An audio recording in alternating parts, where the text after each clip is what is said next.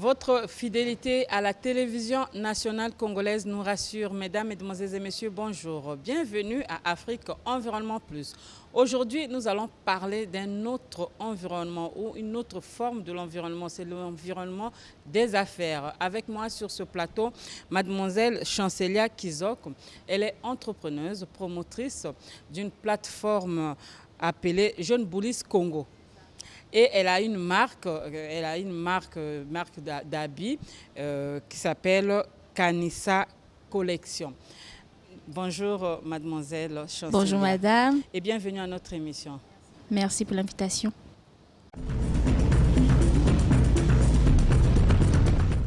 Voilà de retour sur ce plateau. Je l'ai dit, aujourd'hui nous allons parler de l'environnement des affaires avec mademoiselle Chancelia Kizok. Alors, dites-nous un peu, plateforme Jeune Boulis Congo, qu'est-ce que ça veut dire? Alors, jeunes boulistes, tout simplement, pour nous boulistes, ce sont des jeunes en fait qui se battent chaque jour pour pouvoir s'en sortir parce que voilà, il y a vraiment des problèmes au niveau de l'emploi. Ce sont des jeunes de brouillard en fait, tout simplement, qui se lèvent très tôt et qui se couchent trop tard pour pouvoir subvenir à leurs besoins et nourrir leur famille. Donc cette plateforme, c'est une plateforme média sur les réseaux sociaux qui aide au réseautage et aussi à promouvoir l'entrepreneuriat du Congo. Merci beaucoup. C'était juste un échauffement pour rentrer dans le sujet. Avant tout, je vous propose donc de suivre la présentation de notre invité. En fait, c'est un CV, mais sous forme de vidéo. On le suit ensemble.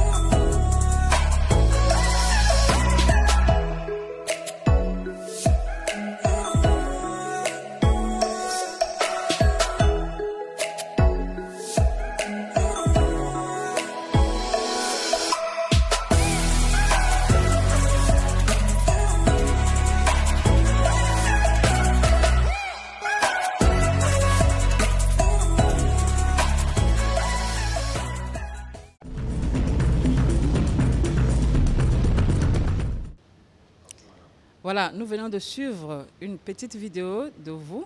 Donc, c'est la présentation de Chancelia Kizok. Est-ce qu'il y a-t-il quelque chose à ajouter sur cette présentation que nous venons de suivre? Je pense que non, parce que tout a été bien expliqué dans cette vidéo. C'était vraiment pour montrer en fait qui je suis réellement, tout ce que je fais, mes activités. J'ai essayé de résumer tout ça dans un CV digital parce qu'aujourd'hui, il est difficile pour nous de faire garder nos CV papier dans des bureaux lorsque nous partons déposer pour la recherche d'emploi. Donc l'opportunité pour nous maintenant, c'est le digital. Aujourd'hui, il faut exploiter le digital. Même les CV en mode digital, ça attire plus l'attention d'un RH qu'un CV papier qui part très vite à la poubelle. C'est la nouvelle technologie aujourd'hui. Il faut vraiment essayer de suivre en fait un peu ce qui se passe dans l'environnement. Aujourd'hui, nous sommes dans le monde digital. Les jeunes sont digital, tout est digitalisé et donc même les CV, tout passe au mode digital et c'est vraiment quelque chose là qui attire plus que les papiers. Alors, Chancelia, dites-nous, c'est vrai que nous avons vu votre présentation en digital. Peut-être qu'il y aurait des gens qui ne savent pas lire ou bien qui n'ont pas bien vu quelques phrases ou quelques mots. Êtes-vous congolaise et qu'est-ce que vous avez fait comme étude? En tant que jeune bouliste, je le dirais haut et fort, je suis congolaise 100% et fière de l'être. Aujourd'hui, toutes mes actions sont centrées sur le Congo 242, en commençant par ma marque qui a été la première chose que j'ai eu à accomplir, qui s'appelle Kanissa Collection. J'ai utilisé un mot en lingala qui veut dire tout simplement souviens-toi, rappelle-toi d'où tu viens. Et là, jeune bouliste, qui est une expression aussi du Congo, qui signifie tout simplement un jeune débrouillard, un jeune bâton.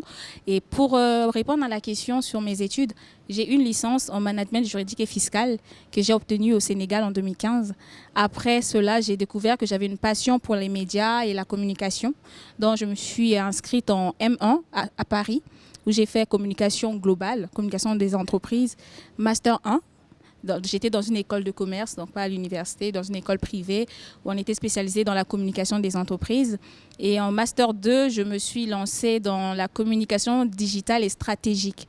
Et grâce à cette école, j'ai eu un double master, donc la communication digitale et stratégique et également le marketing digital. Ok, merci beaucoup. J'ai vu dans votre CV aussi, vous êtes spécialisé dans la conception des plans de communication, stratégie de communication, c'est cela.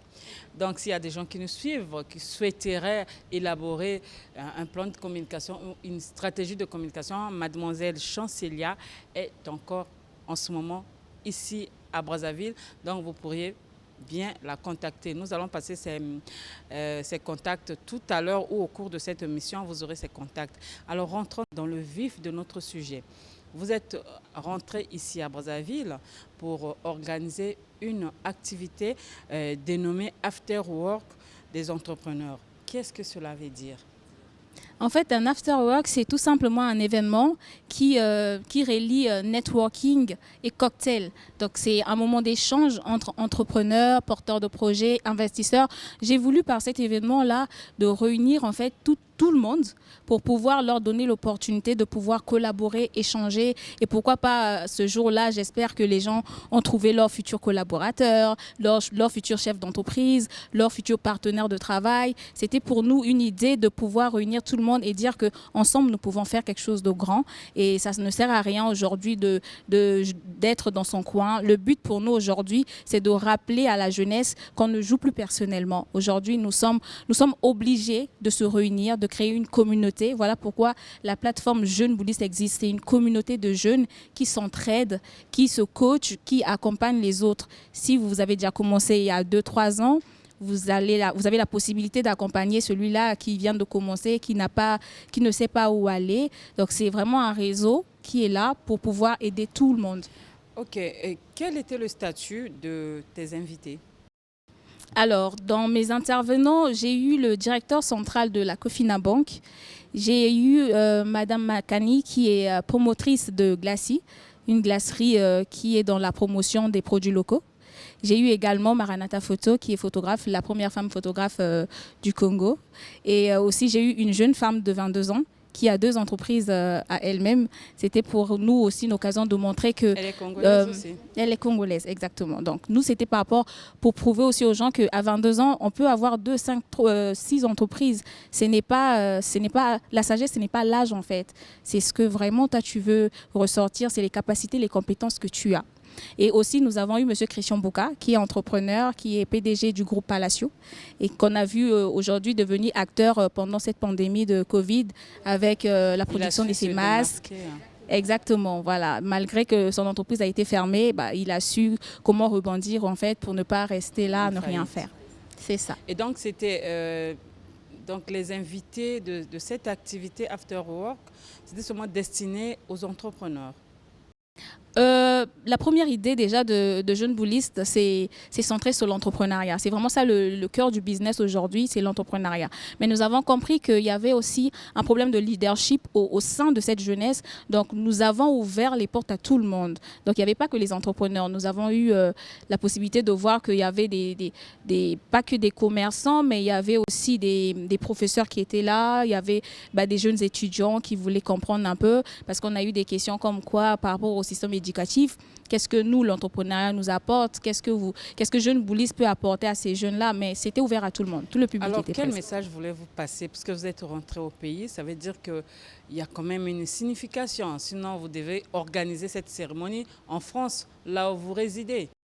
Tout se joue à Brazza, tout se joue au Congo. Il est temps de rentrer, il est temps, c'est pour moi un appel de la diaspora de rentrer s'il faut. Parce qu'aujourd'hui, on dit que le pays va mal. Certes, oui, le pays va mal, mais c'est à nous de changer les choses, c'est à nous de faire bouger les lignes aujourd'hui. On ne va pas rester là à attendre que le pays aille bien. Ça ira bien quand chacun va prendre ses responsabilités. Pour nous, c'est ça en fait, de replacer le leadership au sein de cette communauté et de dire à tout un chacun, prends tes responsabilités pour faire changer les choses. Parce qu'aujourd'hui, aussi, pour nous, pour faire évoluer les choses, dans ce pays-là, on aura besoin de tout le monde. Il n'y aura pas que le gouvernement.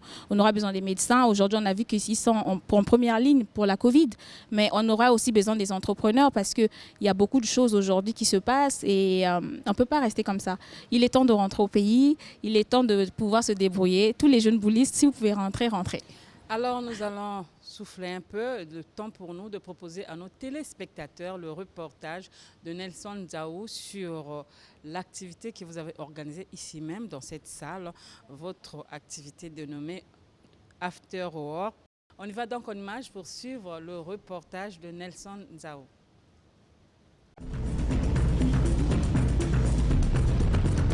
Le système éducatif congolais n'étant pas destiné à former des créateurs d'emplois, engendre à chaque génération une myriade de chercheurs d'emplois, dont les plus nombreux sont les jeunes.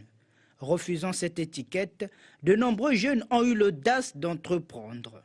À travers ce rendez-vous des boulistes, une initiative de Chanciela Kizok, il est question de prôner le réseautage.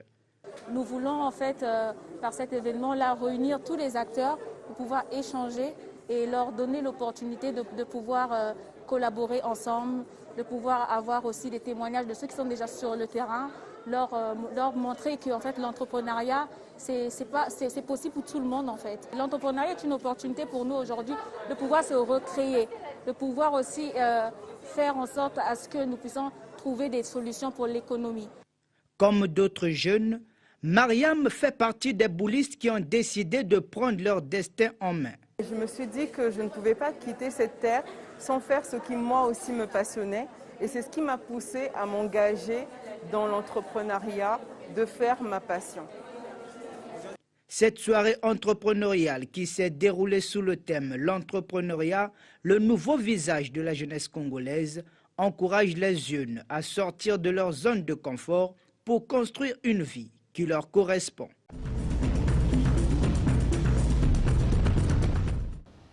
Voilà, nous venons de suivre un très beau reportage sur l'activité After Work des entrepreneurs que vous avez organisée. Dans la salle, j'avais vu les gens tout en blanc. Et y a-t-il une signification ? Alors, au départ, c'était notre dress code. Le dress code, c'était tout en blanc. C'était pour nous, histoire de pouvoir se démarquer de tous les salons des entrepreneurs, de pouvoir se démarquer de tout ce qui se passe déjà en ce moment quand on fait des réunions comme ça. Pour nous, un after work, c'était un moment en fait de jouissance également. Certes, on venait pour le networking, mais il y avait ce côté cocktail et on voulait que les gens se sentent aussi comme dans une petite récréation de travail. Parce que voilà pourquoi on a dit after work, c'est après le travail. Vous venez, vous vous enjaillez un peu, mais vous venez également apprendre. Donc le dress code, c'était de tout en blanc. Bah, il y a ceux qui ont respecté et nous sommes reconnaissants envers ces personnes-là. Vous avez presque respecté, sauf les invités. Également. Et ça, c'était une surprise pour nous parce que quand on l'a annoncé, il y a beaucoup de gens qui nous ont fait des retours comme quoi on n'a pas de vêtements blancs, on ne peut pas nous imposer une tenue parce que les c'est devenu à la mode. Hein? Est-ce que c'était, comme on dit, caprice de la jeune fille congolaise ou bien c'est comme vous venez de dire que vous voulez vraiment marquer un peu la différence avec les autres parce que c'est devenu à la mode. Déjà le blanc, c'est la renaissance. Le blanc, c'est la paix en fait. On voulait rappeler en fait la pureté simplement, c'est ça exactement. Donc pour nous, le blanc, c'était pour nous aussi une occasion pour cette première édition de voir tout ce monde-là habillé en blanc et 90% respecté parce que c'était pas imposé aux intervenants déjà. C'était juste les invités. Nous, on est contents comme ça. Le cocktail, le droit d'entrée. Le droit d'entrée à 10 000 francs. Et pourquoi ? Tout simplement parce que c'est un moment de networking, parce que c'est vraiment une occasion pour les gens de pouvoir avoir aussi des tips, si je peux dire, comme on dit, des petits secrets comme ça pour l'avancement de leur business. C'est vrai que c'est pas facile en ce moment. Beaucoup de gens peut-être disent que non, il faut que ça soit gratuit. Mais nous, dans l'organisation, rien n'a été gratuit pour nous. Donc pour nous, cet argent nous a servi aussi à pouvoir organiser tout simplement l'événement. Mais sinon, 10 000 francs, je pense même pas que ça vaut le coup de ce qu'on a reçu ici comme connaissance, comme information. Et la particularité de After Work des entrepreneurs était aussi le cocktail.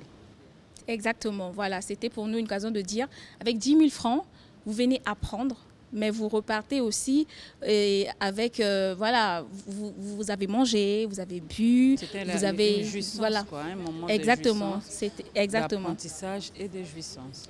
Également, donc voilà, c'est comme à l'école. Vous allez à l'école, vous apprenez, mais il y a un moment de recréation. Donc c'est ça qu'on a voulu reproduire tout simplement. Et alors, quelles sont vos impressions par rapport à cette cérémonie? Vous l'avez trouvée réussie? Vous êtes contente? Vous avez atteint vos objectifs? Très réussi. Pour moi, c'était une surprise parce que nous, on avait limité en fait les places par rapport aux restrictions sanitaires visées par le gouvernement à 50 personnes. Nous avons eu 48 personnes. Donc pour nous, ça a été vraiment une réussite pour une première fois au Congo, pour une si jeune plateforme qui n'a à peine que 10 mois d'existence. Tout le monde a répondu présent et pour nous, ça a été une réussite. Et voir comment les jeunes demandaient une deuxième édition dans quelques jours. Et pour nous, c'est peut-être quasi impossible de pouvoir organiser ça. Mais on a juste réalisé que les jeunes en ont besoin. Les jeunes ont besoin de ces moments-là, de pouvoir se retrouver, de pouvoir apprendre aussi des personnes qui ont déjà commencé. Et aussi peut-être, je pense que le cocktail aussi les a plu à ce prix-là. Donc ça a été vraiment une totale réussite pour une première fois au Congo. Ok, merci beaucoup. Nous allons passer à autre chose. Nous allons parler de la plateforme proprement dite. Avant cela, je propose encore à nos téléspectateurs de suivre les témoignages, sinon les interviews de certains de vos invités. Donc, l'équipe de Télé Congo avait interviewé un peu dans le couloir quelques invités de l'After Work des entrepreneurs. On les suit.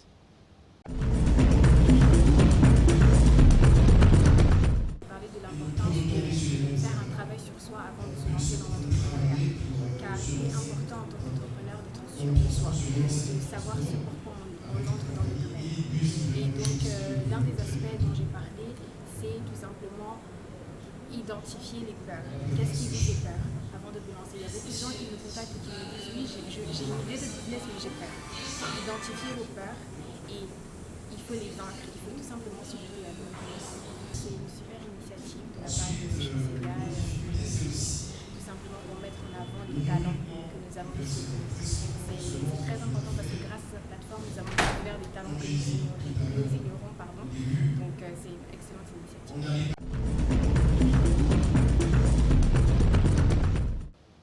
Alors, la plateforme Jeune Bolis Congo, qu'est-ce que vous faites dans cette plateforme?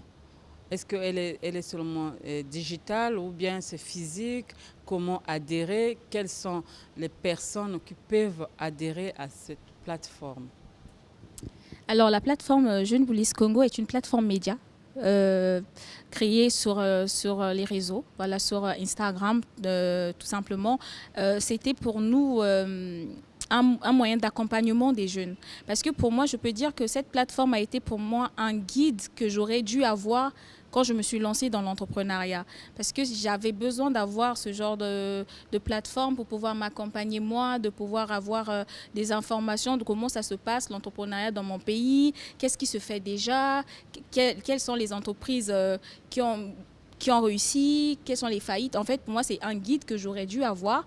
Et comme je ne l'ai pas eu, j'ai décidé de mettre ça à disposition des autres porteurs de projets, des autres entrepreneurs. Alors, c'est tout simplement, en fait, une plateforme qui est dédiée à la promotion de la culture entrepreneuriale et surtout du savoir-faire congolais. Nous sommes là à valoriser toutes les personnes qui se sont déjà lancés dans l'entrepreneuriat. Nous mettons en avant tous les talents des jeunes et des femmes en fait, qui évoluent au Congo comme ailleurs, qui sont là en train de mettre en avant le Congo par leur talent, par leur capacité, par leur intelligence.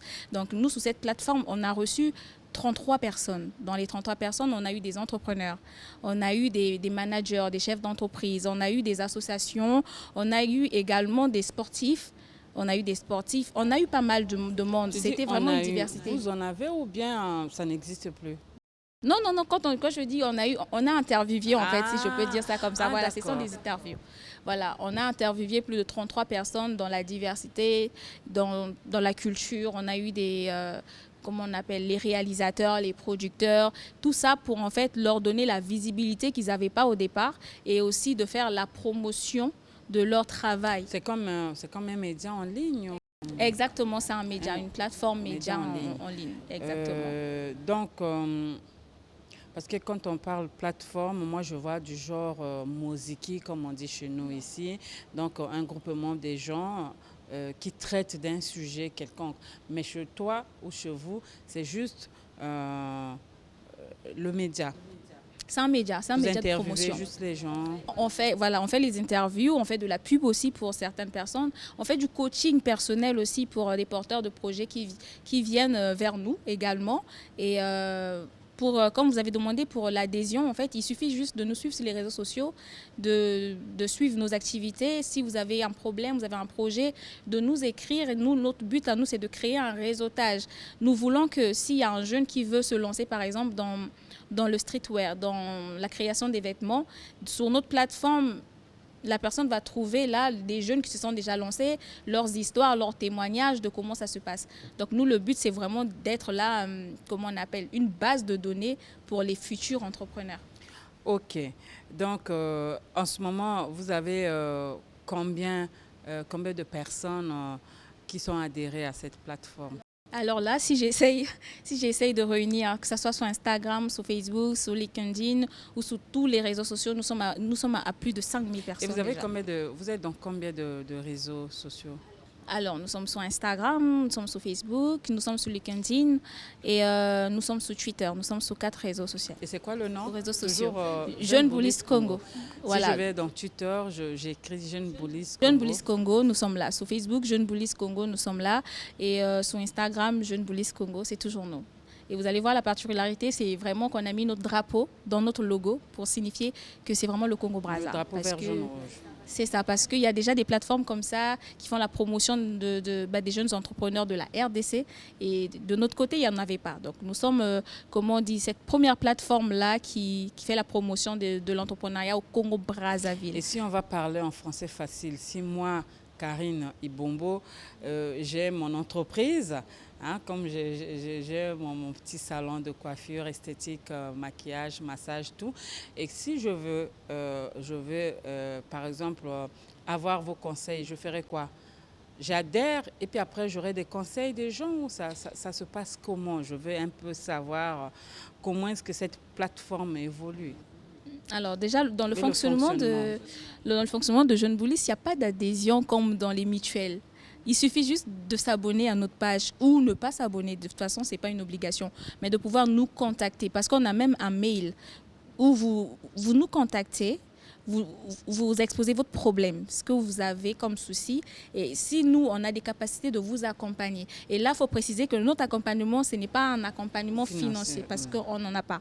Nous, on accompagne par rapport à nos compétences dans votre domaine d'activité. Et si j'ai des difficultés, par exemple, mon entreprise ne marche pas bien ou moi-même, je ne sais pas gérer ou j'ai créé juste mon entreprise comme ça, mais la base même de l'entrepreneuriat, je n'y maîtrise pas. Comment est-ce que vous allez faire dans votre plateforme?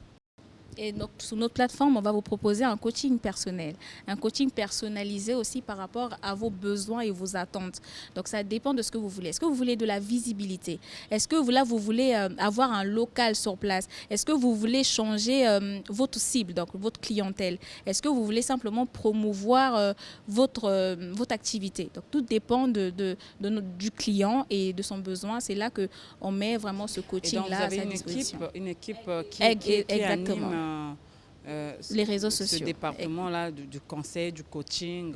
Oui, bien sûr. En fait, tous les bullistes qui sont passés sur cette plateforme, donc les bullistes, les gens qu'on a interviewés, qui se sont disposés aussi à pouvoir conseiller. Donc, si par exemple, il y a un jeune qui se lance dans la photo, par exemple, qui aimerait avoir des conseils, voir une visibilité. Moi, si je ne suis pas photographe, je ne suis pas compétente en ça, je vais demander à la personne qui est compétente, en fait. Donc, je vais par exemple prendre Maranatha Photo. Je vais dire, allez voir Maranatha Photo au nom de Jeune Bulliste. Parce que c'est très facile, en fait, pour certaines personnes de pouvoir accepter de vous accompagner lorsque vous venez au nom de Jeune Bulliste parce qu'on a déjà une crédibilité et il y a de l'engagement déjà sur notre communauté. Je prends toujours l'exemple de nous-mêmes pour que les téléspectateurs comprennent.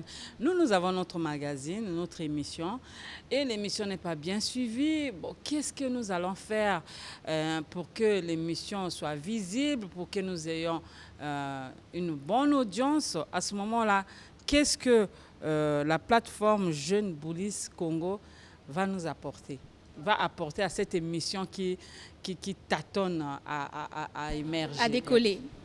Déjà, pour commencer, il faut savoir que je suis également conseillère en communication et stratégie. Voilà, je suis consultante.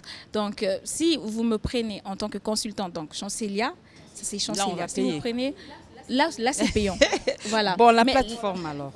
pour la plateforme, tout dépendra en fait de votre demande. Par rapport à l'émission, pourquoi l'émission n'arrive pas à décoller, il faut essayer de revoir en fait quelle est la cible que vous voulez toucher.